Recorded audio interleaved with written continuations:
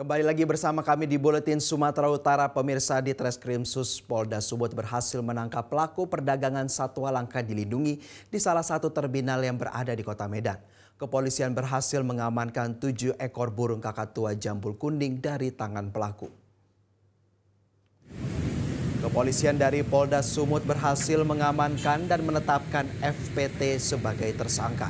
Dari hasil pemeriksaan, tersangka akan menjual 7 ekor burung kakatua jambul kuning ke Thailand. Dari hasil penyidikan, tersangka sudah sering melakukan penyelundupan dan memperdagangkan satwa langka dilindungi ke luar negeri.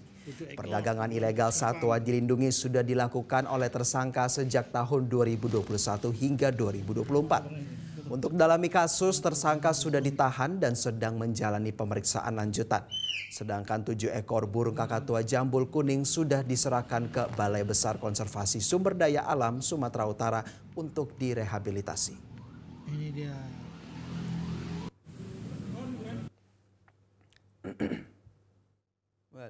Jelajahi cara baru mendapatkan informasi. Download Metro TV Extend sekarang.